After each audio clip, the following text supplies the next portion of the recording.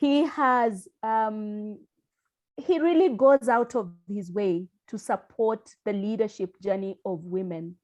And I'm hoping that this evening you will tap into his knowledge, you will tap into his skills, you will tap into his networks, because he's very good at sharing networks. He's very good at sharing resources as well. So please make sure you have a pen, because I know Dr. Kipngetich is going to reel off a number of titles for you to read next. So please make sure that you're ready for that. But, you know, when we talk about diversity on boards, I like to think of it in this manner, that one person cannot make it. It has to be all of us. Just like Malala said, we cannot succeed when half of us are left behind. And that's why this topic is so, so important. That's why we give up some of our evening to listen to people like Dr. Kipngetich to share with us and really point us in the right direction. So Dr. Kipngetich, thank you for first and foremost being a brand ambassador, and thank you for giving so freely of your time, of your knowledge to us, so that together we can actually not just grow the pipeline, but at the same time change the narrative in terms of gender diversity on boards. Thank you, and I'm looking forward to listening to you. Thank you very much. Okay, thank Catherine.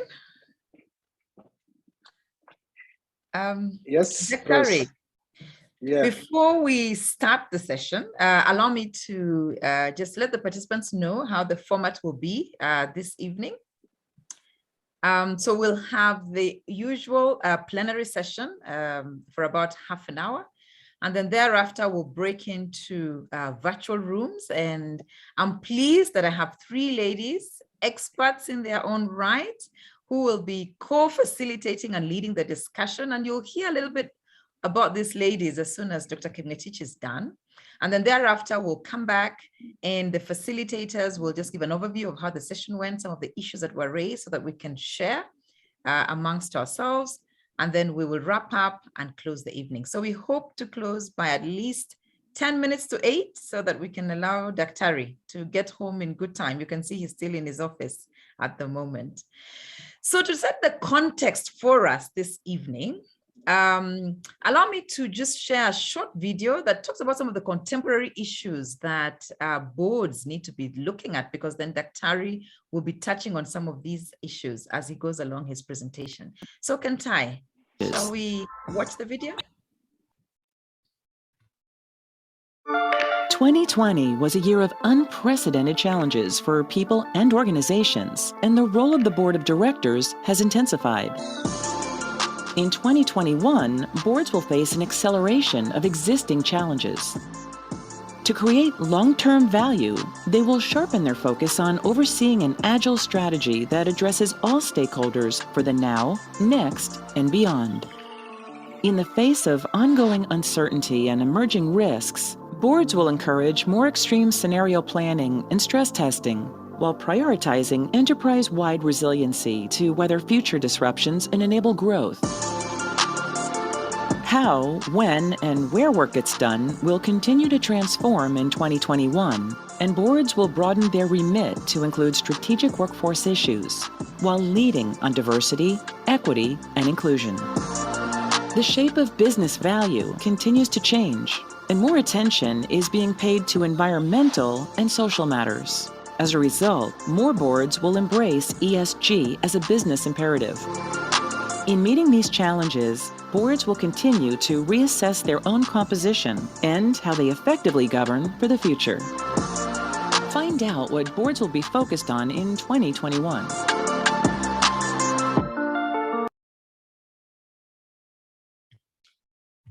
Thank you, Kantai. EY did a very interesting study, and we'll be sharing that link with you at the end of the session so that then we can continue the discourse around this topic. So Dr. Karibu sana, the floor is yours.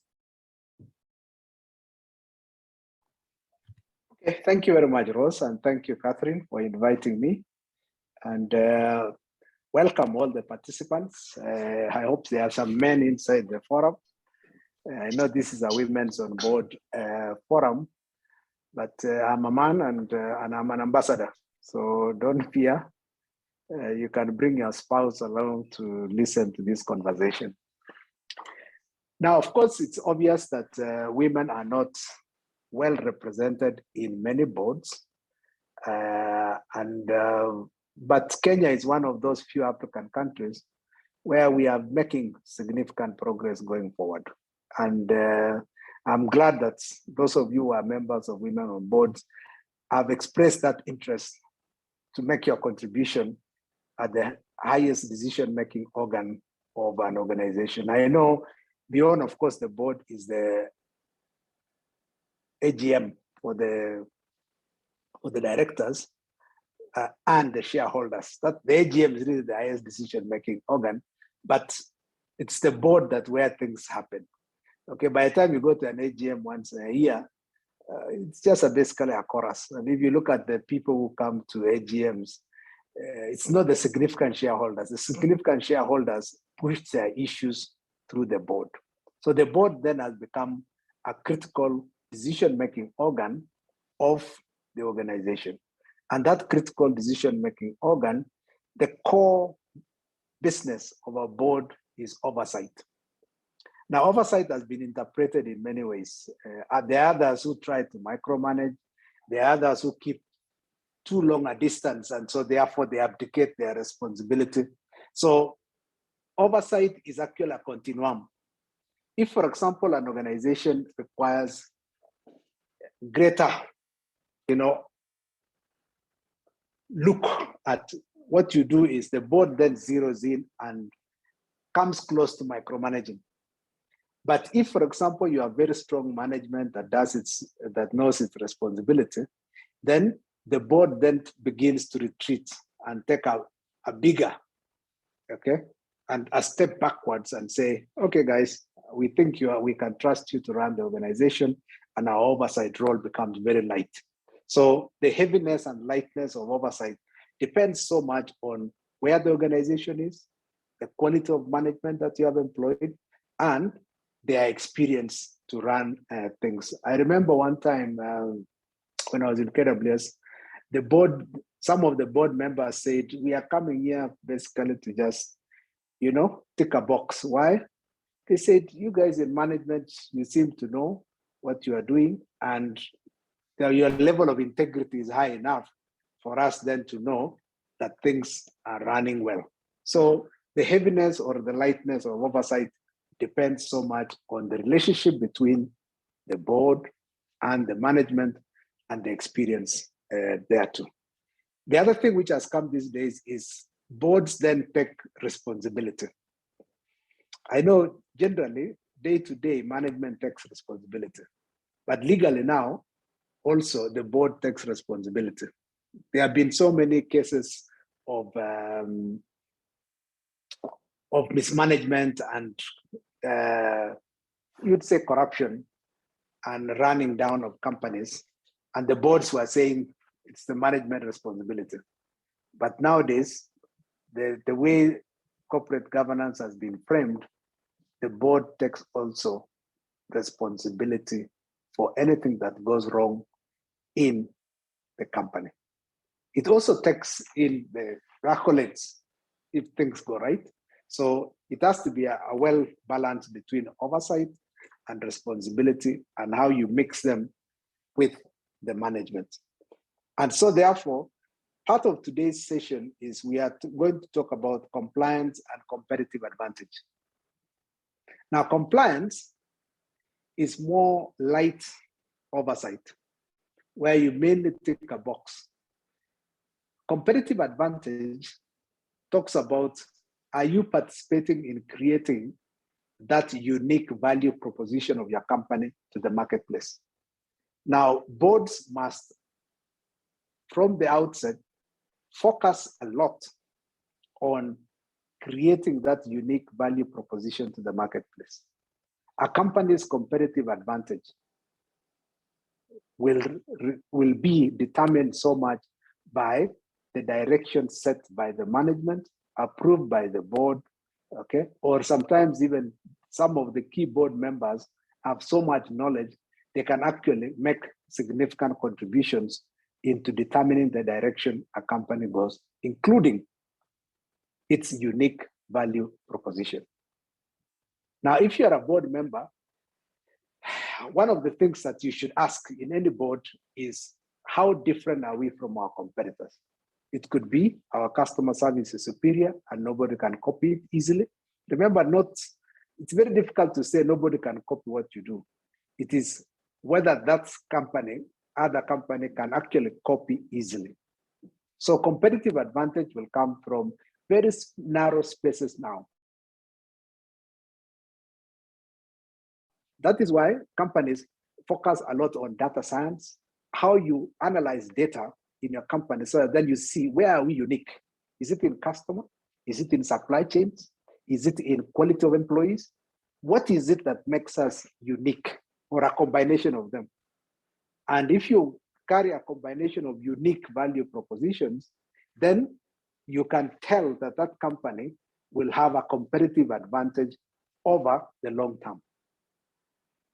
If you don't have that competitive advantage and you are going to a board, you will most likely be focusing a lot on compliance, which is, okay, we have complied with the company registry, annual reports, regulators, we have filed our returns, and then you probably will sit there like ducks waiting to be hit by your competitors.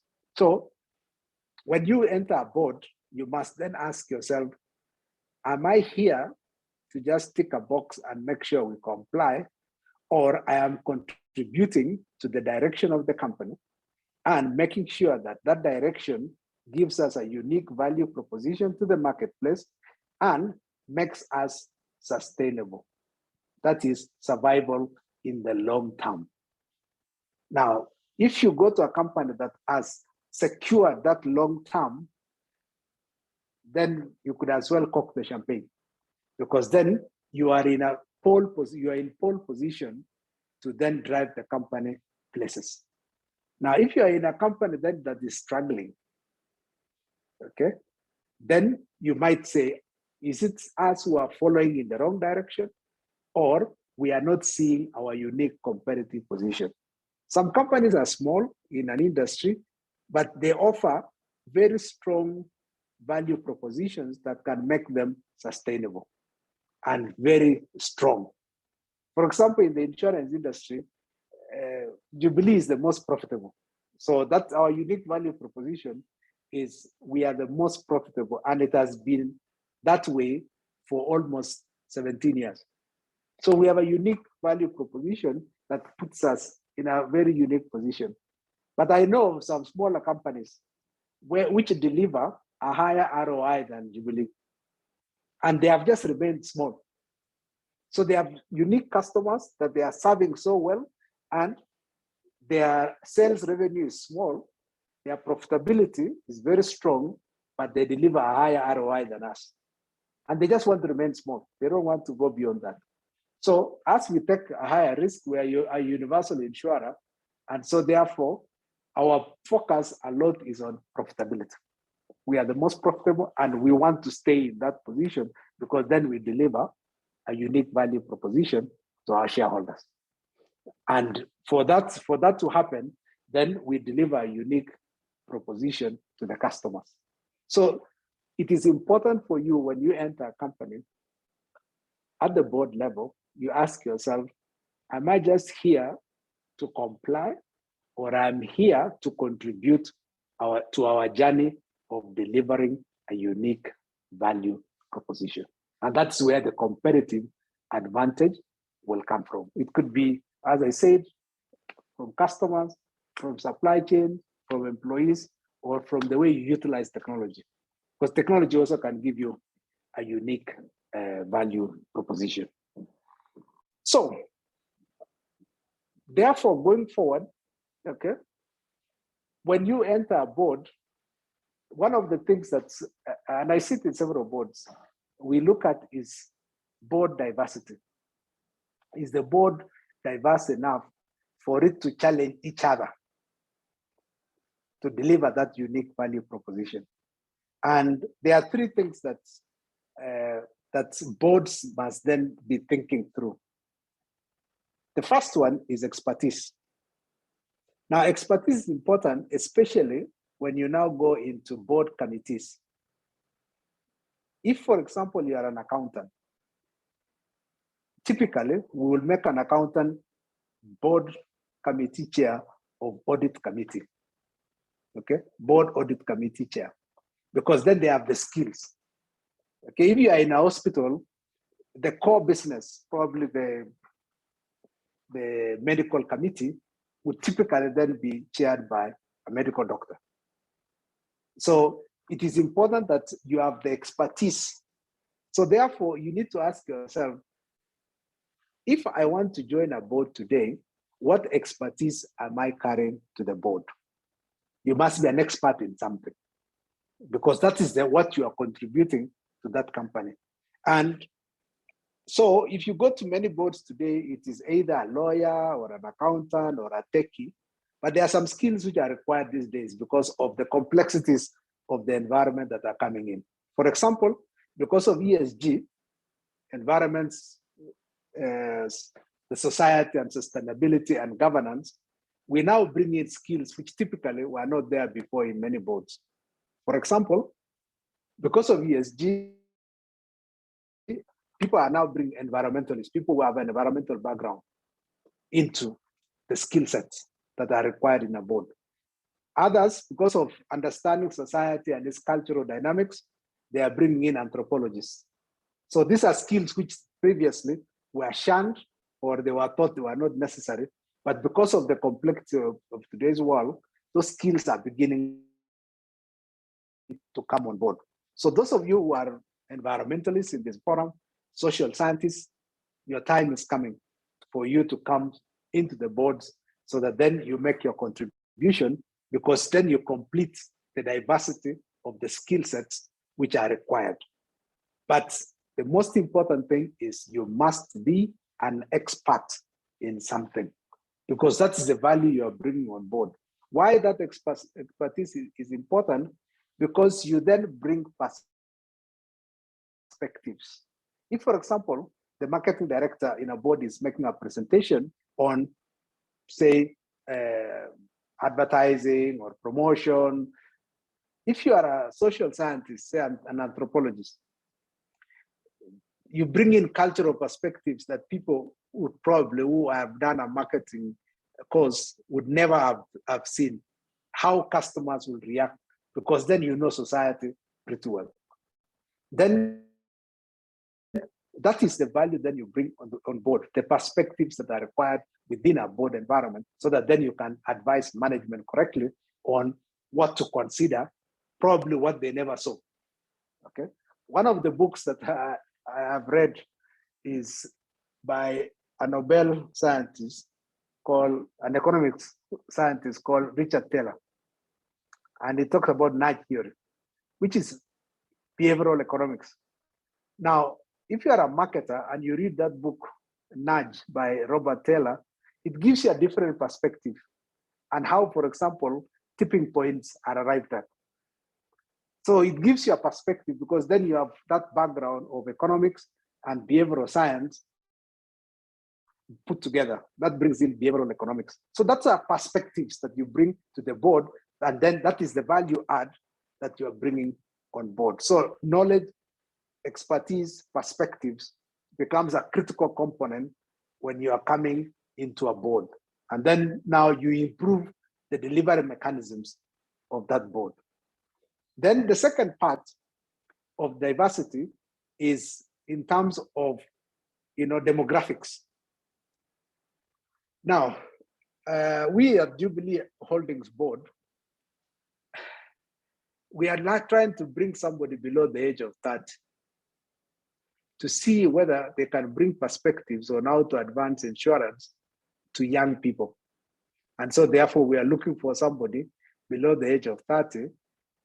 At this stage, we have not even said the qualifications, but just young enough to deliver that.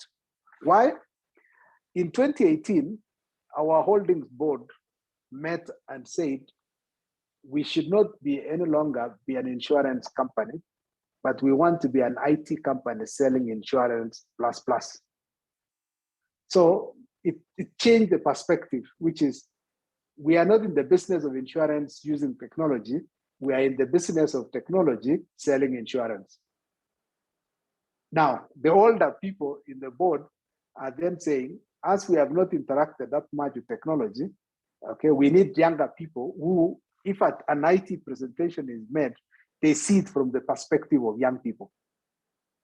So that is the advantage then that demographics bring, young people.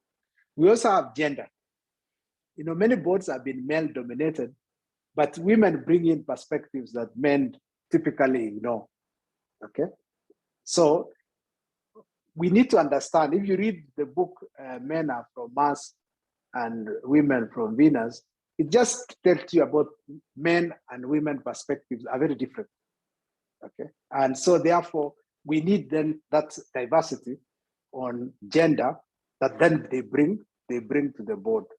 Then issues of ethnicity and race, it's very important that you also look at it because each of us come from different backgrounds.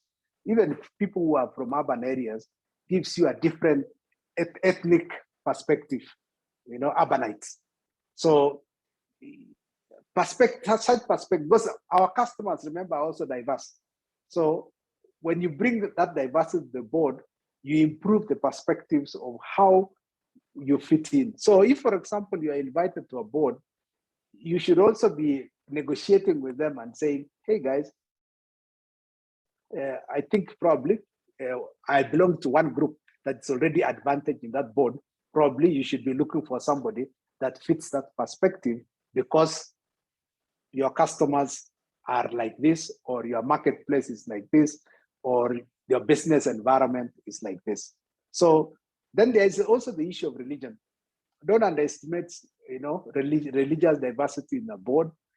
In a country that has a religious mix like we do, we have Muslims, around 15% of Kenya's population, and then the rest are Christians, we hope so. And then within even that 85%, they are Catholics, they are Protestants, and all sorts of things. That diversity then must be brought into the board. So that then when you look at a board, you say, okay, probably there are too many Catholics, or too many Protestants, or too many Muslims. And once you bring that diversity, then when they sit and deliberate their role as overseers of the company, then you can see then the rich contribution that then ends up with that unique value proposition. So it's important that you look at the demographics, okay, of the board. And then the third aspect is experiences. You can have knowledge and expertise diversity. You can have demographic diversity, but you may not have experience diversity. You know, you can have even accountants, all of them in one board, but if they have unique experiences, it can give you, okay, that diversity. So that experience can come from, one, people who have worked in different cultures, managing across cultures, people who have widely traveled, people who have multi-skills, skills that cut across, because then skills, remember, knowledge is universal. So, but if you have somebody, say, with a lawyer, stroke, accountant, those skills are now available. Then we have a medical doctor with a management background. Or so these combinations of experiences also need to be brought on board, because then those are the experiences that affect judgment. Judgment is very important, because if you are a board that have different experiences, those experiences then come out very clearly when an issue is being discussed of strategic nature at the board, because then the perspectives then begin. So expertise, demographics, and experiences. Now, if you bring that richness to the board, then you have a very high chance of succeeding in ensuring that the company is sustainable.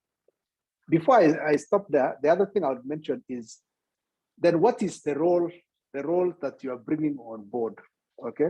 There are 5 roles that I want you to consider today. What are you, and how are you going to make that contribution to the board? Okay. The first role is a market-oriented role. Are you a person who looks at things from the customer point of view?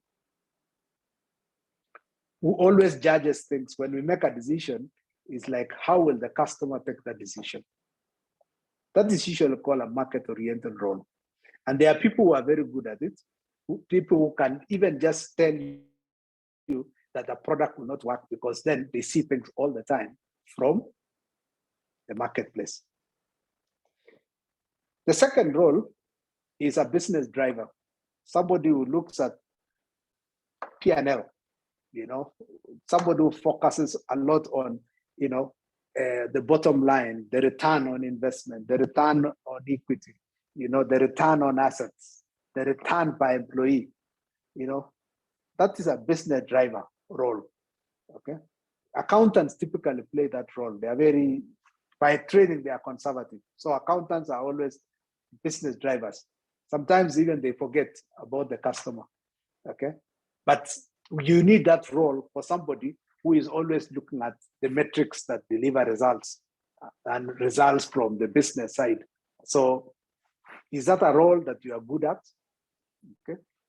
As I said, a business driver will not only be an accountant. Typically they are accountants, but not necessarily so.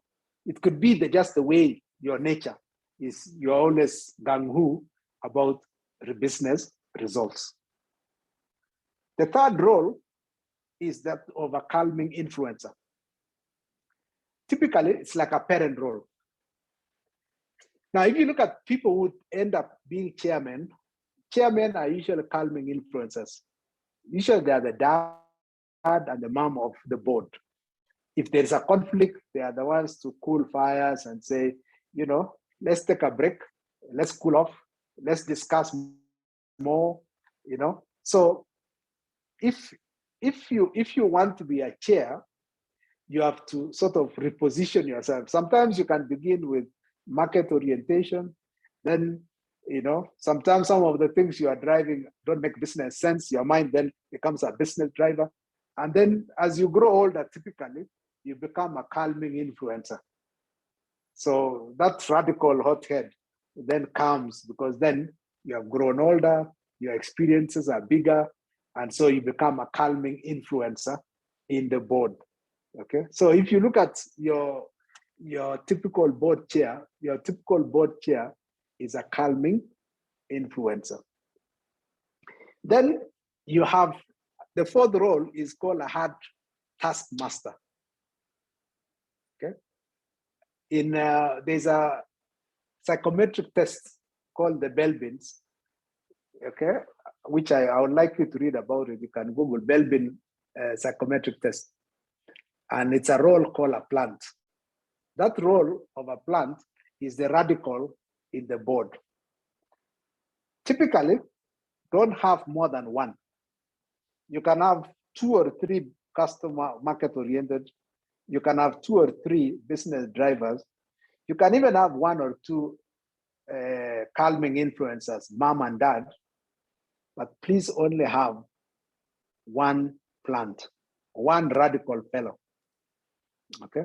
Now, radical fellows always play the devil's advocate in a board.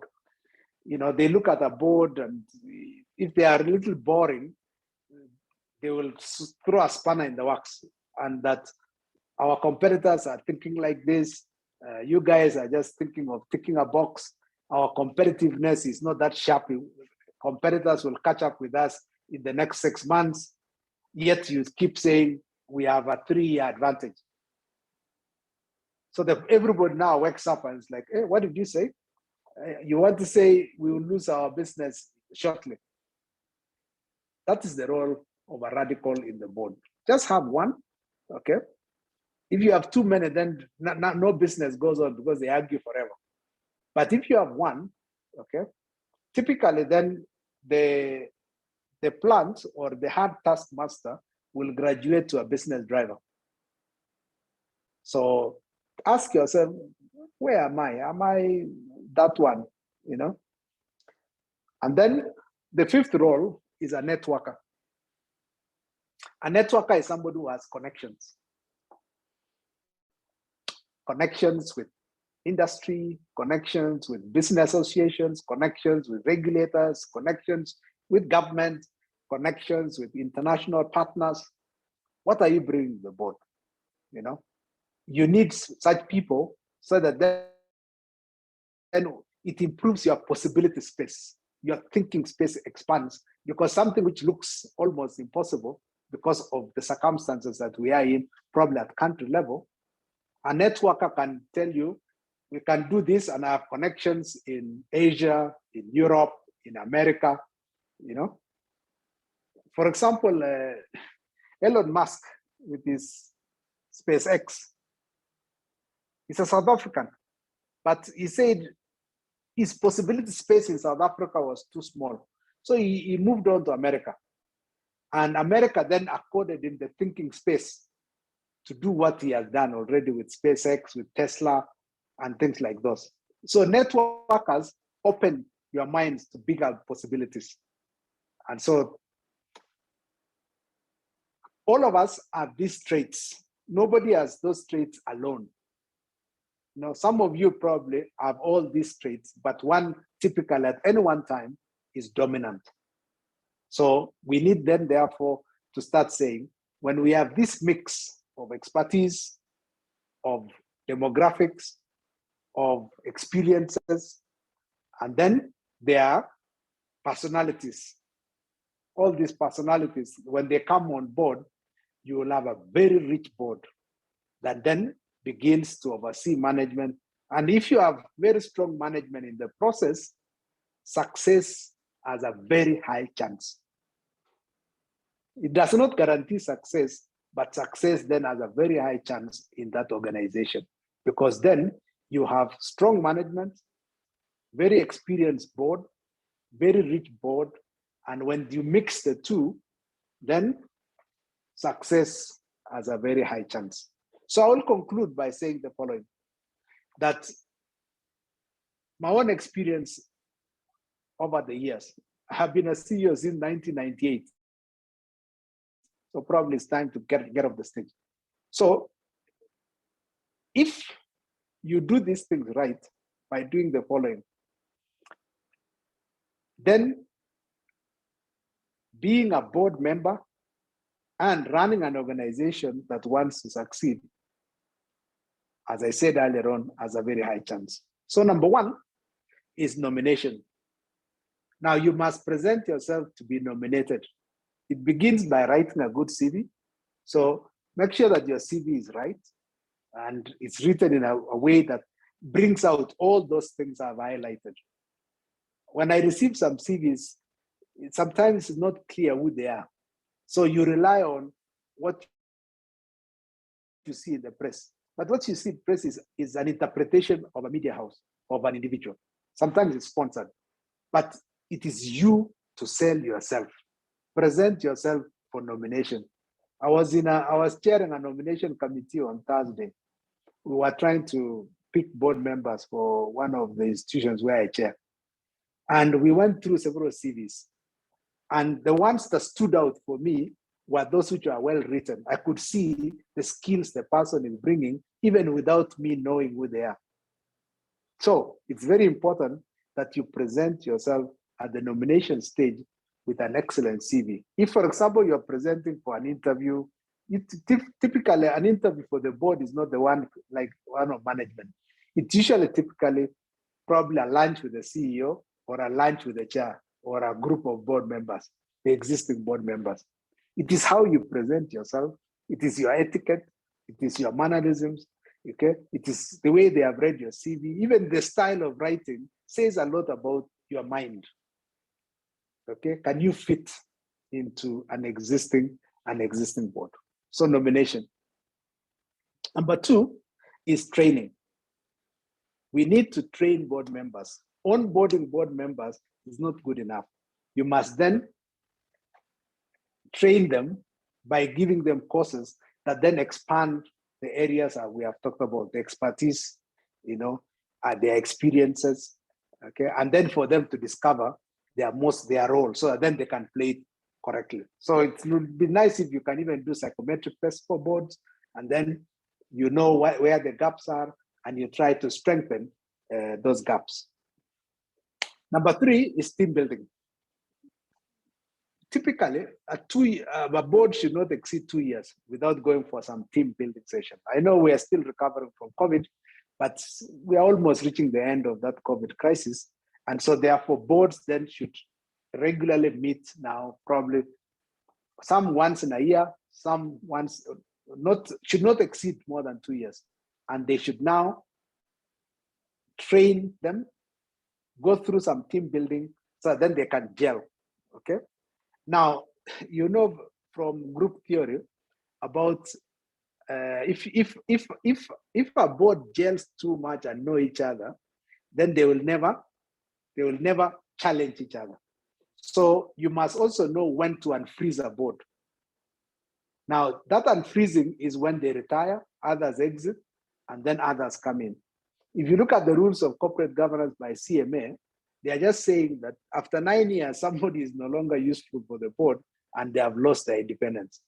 So it is important that we have this mix. That's why it's recommended that a third of a board exits every so often. And it's used to determine, it could be 6 years, it could be 9 years, they exit, and then you refresh the board. So that then you are all the time unfreezing the board, bringing in some ideas, and then blending with the old experiences. And that is how organizations progress. And the last one, of course, is exposure. Okay, this goes beyond training. It is important that sometimes you expose your board to companies that are in your industry that are doing cutting edge things, or companies that do a part of what you do. So I remember one company, I think it was in around 2008, okay? We went to a tech company just to see. Yet I was in KWS at the time, okay? So we went to a tech company and we just saw the latest technology in an area where we had an interest. And that changed our perspectives on how we do park operations. Another one I remember went to Kenya Airways to see airline operations from a customer perspective, yet they were not in the airline industry. So it's good to expose your board to different aspects that are of interest to your board or to your business, so that then that diversity of skills comes in, so that when you discuss something in a board, you expand the possibilities of management. You tell them, this is possible, this is doable. Okay, you may close them in an industry, but if you then go across industries, then it changes perspective. Look at, for example, Safaricom. This Safaricom no longer call themselves a telco. They call themselves a digital platform. So what does that digital platform do? It enables many things to happen. It enables M-Pesa, which is a financial service. It enables voice, it enables data, okay, and other capabilities that they are building all the time. But the base is the platform, the technology platform they have built. Okay, they are now even doing cloud services, I think for Amazon. They are the local or Microsoft, I'm not sure which one, but they do cloud services. So you are enabling platform. Now, if you look at their employees go beyond techies. Even their current CEO was in East Africa Broads, Diageo. So nothing to do with technology, but they are enriching the perspectives. So boards typically would behave like that. So even as, for example, in Jubilee, we are trying to behave like a little Safaricom. And we hope then to dominate the insurance industry in the medium to long term, and then also borrow a lot of the ideas that they do to penetrate the lower end of the pyramid. So these are things that we are also looking at exposure, so that then we can grow into the future. So finally, very final one is, as we then go forward, boards then are challenged by a very fast changing world that introduces incredible risk. So part of the future is boards then managing risk better. okay? And you heard from that video of Ernst & Young, stress testing, which is do scenario planning. Because COVID, for example, caught people off guard.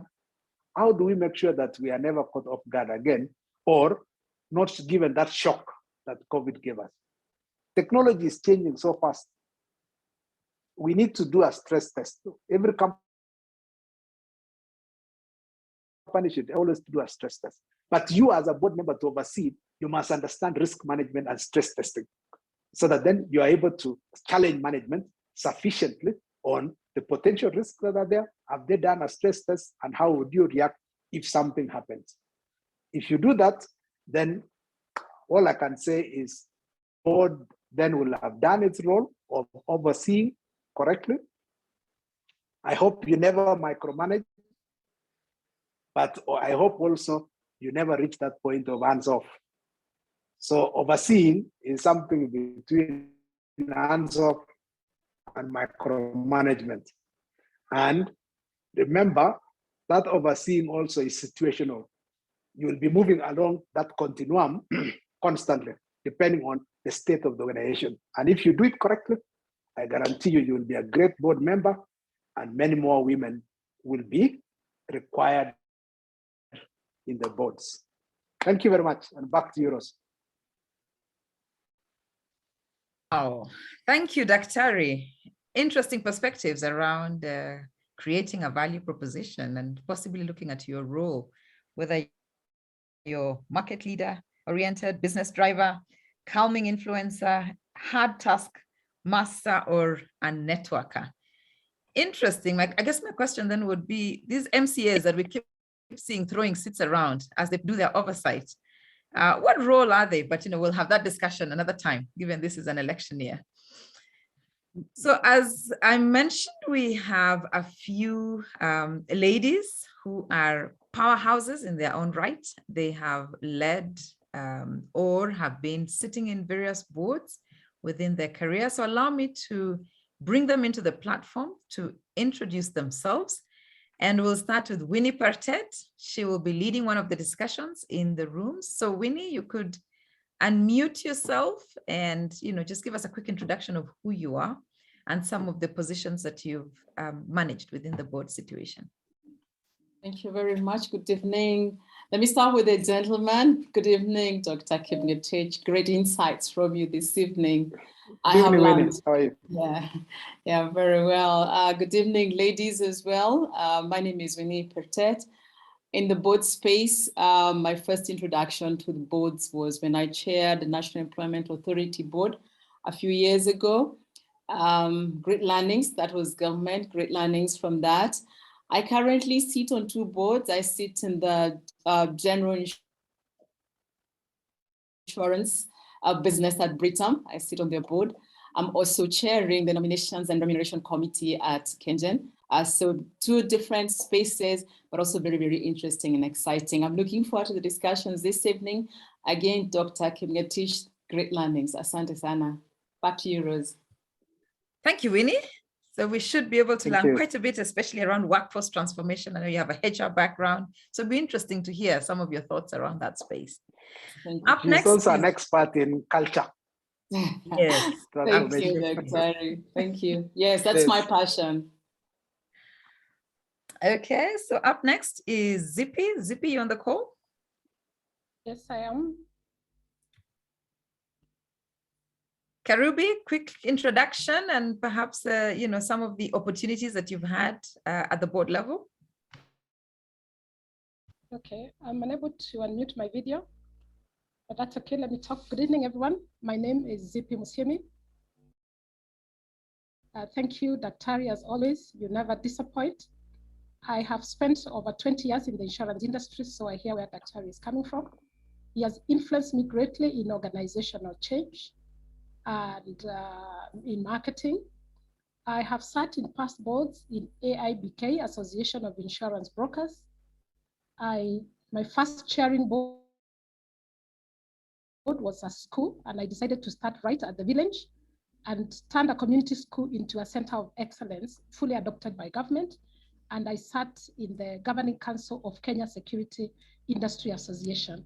Currently, I'm sitting in the board as a strategic advisor to Antara Health, providing alternative healthcare, complementing the insurance products. I sit in the board of Friends of the City Park. I want to give back to community and conserve the only park in the capital. And I am an advisor at the Seasoned Women Center, where we mentor women to be seasoned for the season. Thank you.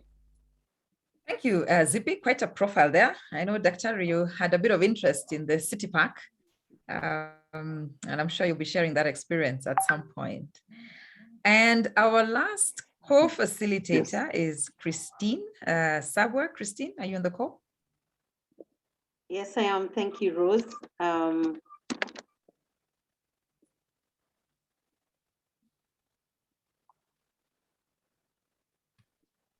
Good evening, Dr. Kipngetich, and together with you. And I'm looking forward to having a currently I serve on 5 boards. I serve on the multi-choice group board. I serve on the Britain board in life, which is different from where Winnie is, but we're in the same group. I serve on Shalom Hospitals. We are an initial board, an inception board. So it's interesting to also help them set up.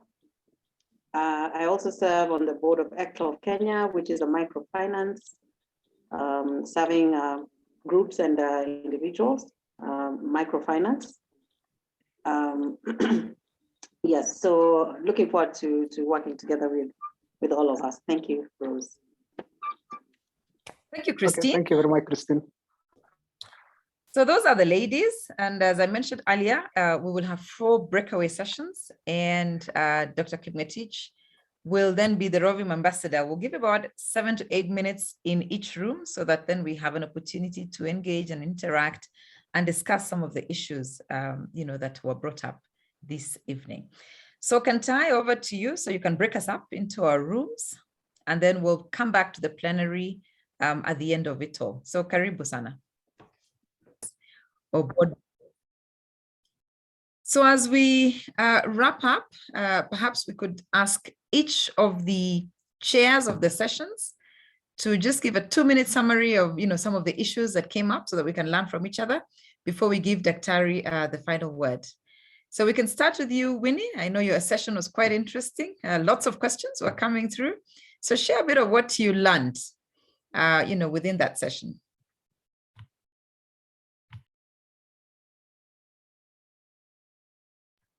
Sorry, Winnie, you're on mute. Yes, apologies for that. Yeah, we actually got into sharing experiences, and what really we were discussing is a compliance board versus a competitive edge board.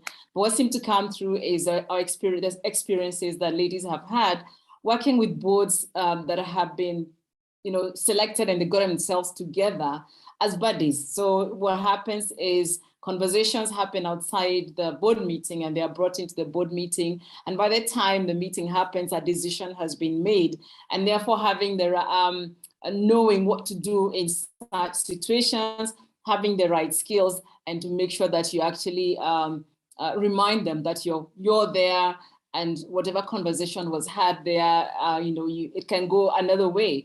Being bold to speak, and sometimes bringing in the thought that somebody may not have heard, they may not have seen, because they've been there for a while and they've done things in a certain way. Having the courage to put it out there, having the boldness to speak about it, but also leaving and resigning from such a board when things do not work. And the last one we discussed is we discussed a conversation about the conversation of women being asked to pray for tea and pray for the meeting, and what therefore do you do with that? And the information we got is, I will pray today, next time it has to be gender balance. So courage, boldness, and saying no, those are skills that we also need to think about. Thank you. Back to you, Rose.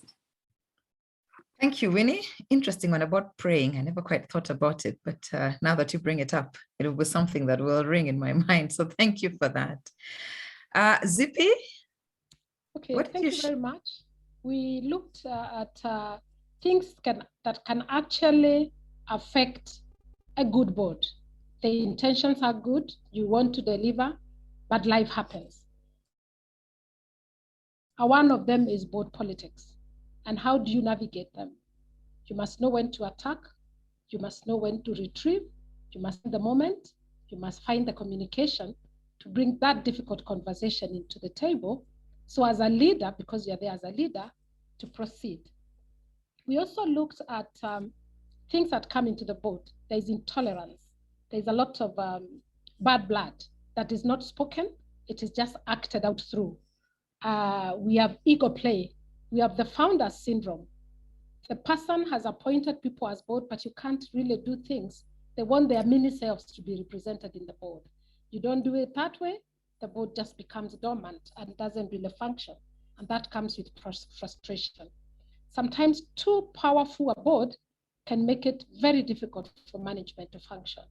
And what we agreed quietly is to consider the governance, the program that's given by women on boards, on governance, corporate governance, because it really helps you to know how to behave as a board member when your board is executive. It's very helpful for you when you become a board member. So that's a time that we had. Thank you very much. Thank you, Zippy. Wow, lots to share, within that session. So thank you for some of that, the insights. Last but not least, we have Christine. Okay, thank you. We also had an interesting session. Two questions were related to training. One was on what kind of training should I go for to improve myself as a board member? And then also for CV writing, how do we make that board CV that will stand out? Dr. Kipngetich had mentioned about a good CV helping him to shortlist. So the question was, where can I get that? We did mention that Women on Boards does have a session where they handle your board profile. So you can sign up for that. We also said tapping into your mentors would be very useful for them to actually look at the CV that you have. And also a session like this where you then interact with people and be able to bounce your profile off them. And of course, there are HR professionals, which I'm sure Winnie would be happy to recommend. So Women on Boards definitely has that. Then the question was, if you've been invited to join a board and you're not comfortable to join that board, what can you do so that you don't look like you're turning down something that many people would wish they have? And we looked at a couple of things. We said the chairman of the board is an important person, but the culture of the organization is very important. It could be a reason why you may opt not to join a board. Or if you have a conflict of interest, if you're a professional, and maybe the work that you're doing and the clients that you're serving are similar to the company that is inviting you, which may bring a conflict of interest for you. So those are some of the reasons we looked at, which can be managed on an ongoing basis, depending on the company. And then lastly, there was a question on how does culture affect board operations? And one of the things we said is, depending on the company cycle, that can determine whether the board operations are affected or not. So if it's a company is a startup, or it's in mid-growth, or it's just about to have an acquisition, the board operations will be very different. Because the things that you'll be looking at in those different cycles will actually affect you. However, if the company, let's say for instance, doesn't have a strong performance management culture, you might find the board now doing more than they're supposed to do. But if they have a solid performance management culture, then management may be free to do what they're supposed to do and be accountable to the board. So the culture of the company definitely plays an impact on the board operations. Thank you.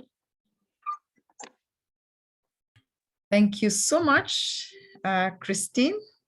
Again, quite a packed session with lots of learnings in there. So Dr. shall we give you the final word now that you've heard what the ladies discussed? Perhaps something you want to add to enrich the discussion further? Okay, thank you, Ross.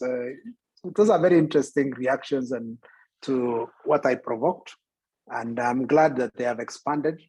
I just want to make probably 3 or 4 points, very quick ones, as a way of wrap up. I was very curious about Group 1 and their issue of stereotypes. What I can say is as follows. Please, and I repeat, please don't make the tea. You reinforce that stereotype that the women are for prayers and for serving men in a boardroom for tea. You are there in a board in your full right as a board member, okay? However, also don't be the man in the board. You are a woman.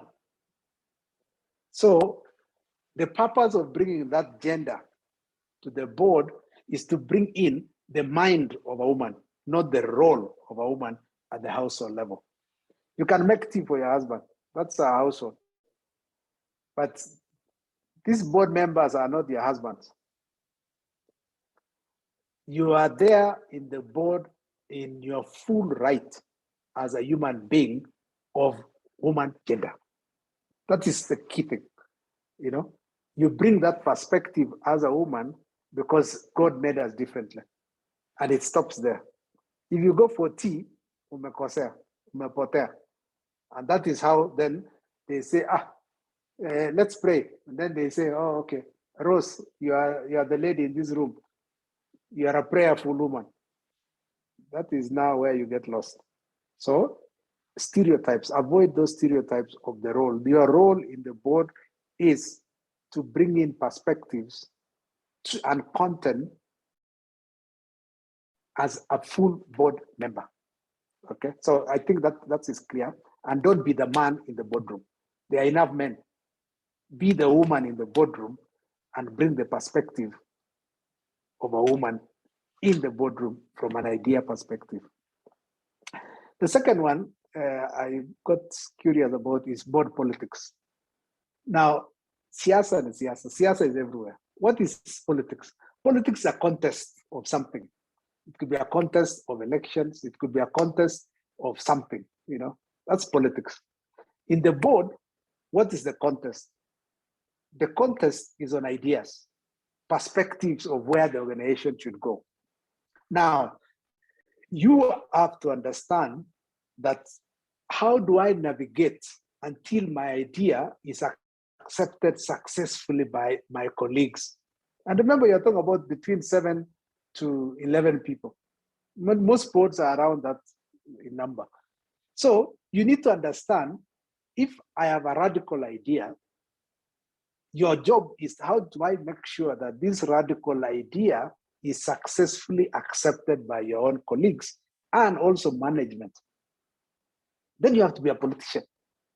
Now, being a politician means understanding psychology of people and knowing when to intervene and so interject in a way that then advances the idea that you have. Now, remember, don't be a nuisance in the board. You know, some people are too radical and they become a nuisance. They forget that we want ideas to move us forward. And in the board, it's a contest of ideas.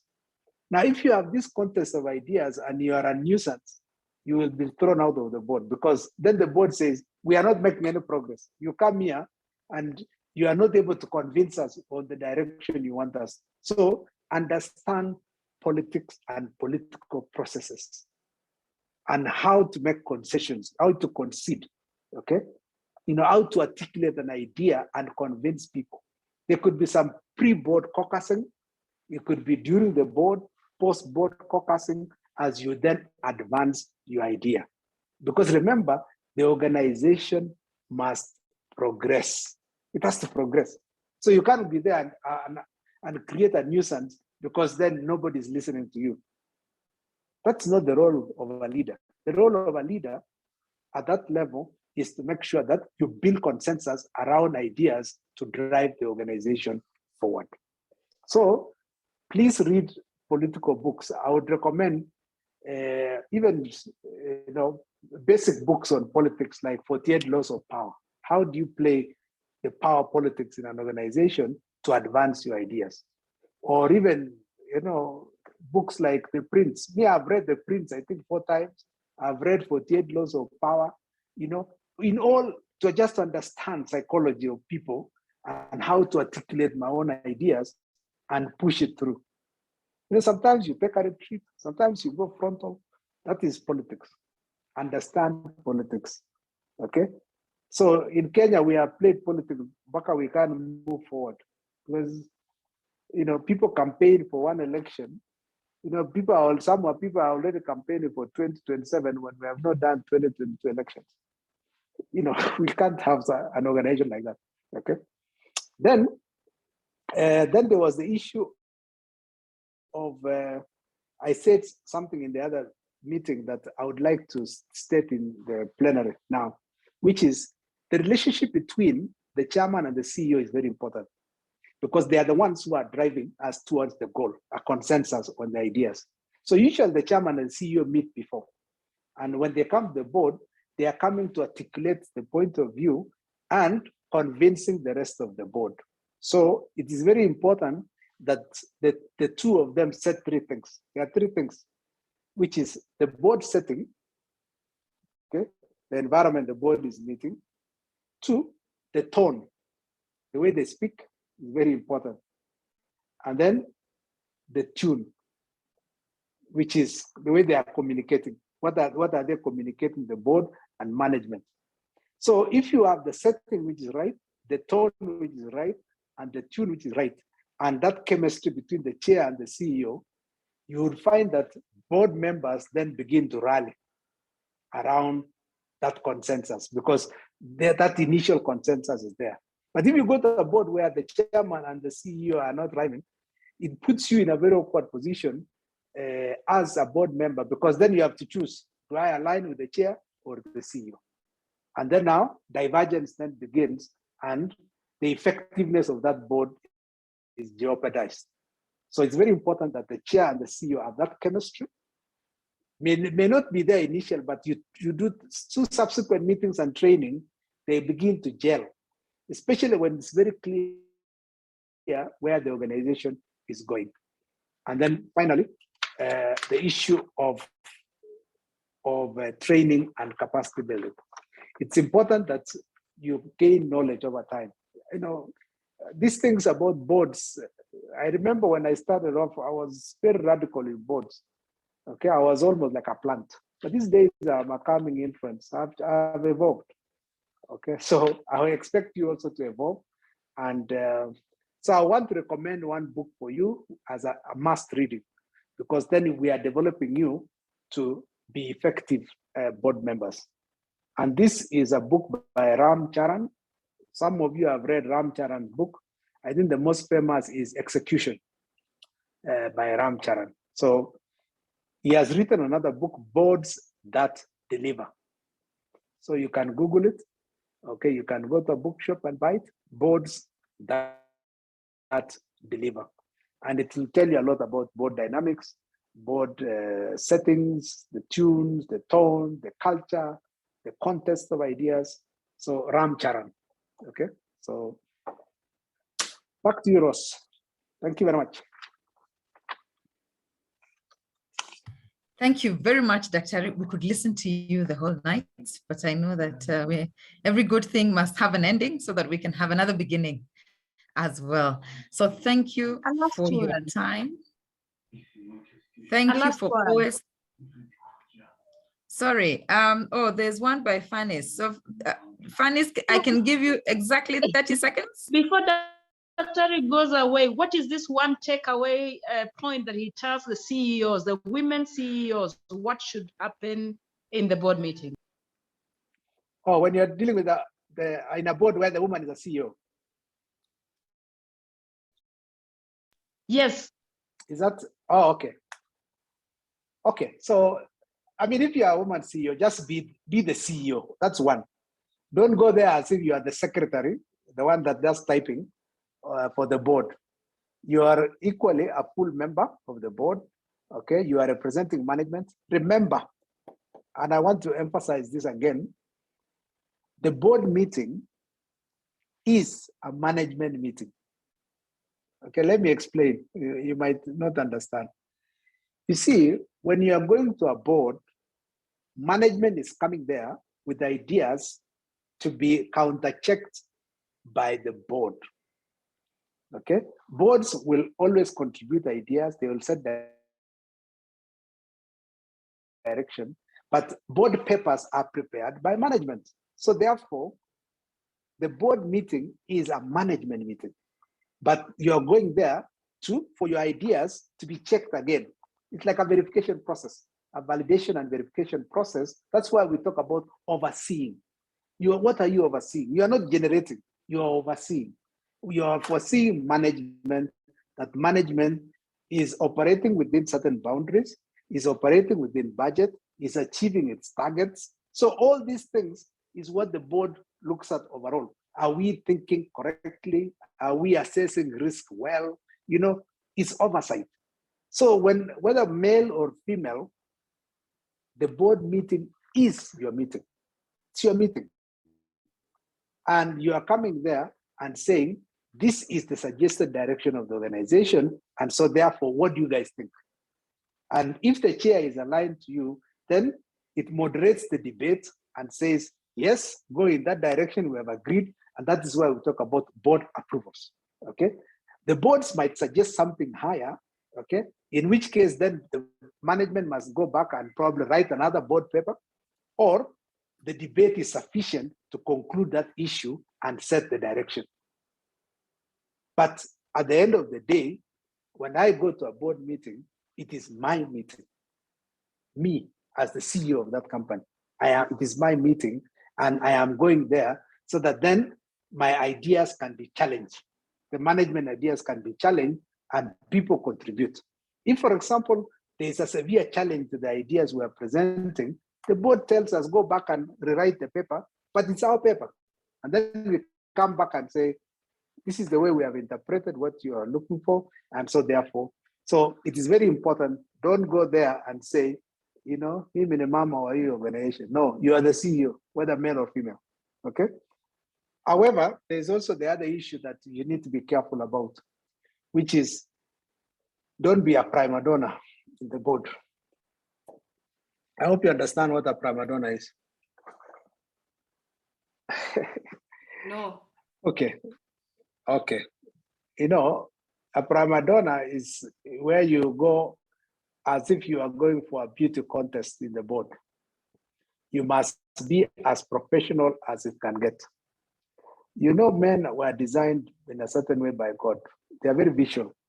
So if you go there in a way that then distracts them from the business of the organization, you have failed. You must go to the board professionally, okay? And don't let the board, for now, most boards are led by men, have that feeling that you are going there to provoke them. You must go as though they look at you and it's like, there's no difference between our CEO, male or female. Very professional, things are articulated, okay? So that's it. So don't be a prima donna in the board, be as professional and have the necessary etiquette. And if somebody looks at you in a sexist way, you must insist that the relationship is arm's length and professional. Thank you. Thank you, Dr. And thank you, Fanis, for that question. Be a professional, because you're there in your own right. Thank you very much. So allow me at this juncture to invite Dorcas to give the vote of thanks. Before then, we can speak about the next steps and the next mentorship session. Karibu sana, Dorcas. Thank you very much. I just want to say first, thank you a lot to Dr. I have learned a lot. I am yet to get to a board, but at least I know the things I need to watch out for. And for the book recommendation, we want to say a very big thank you.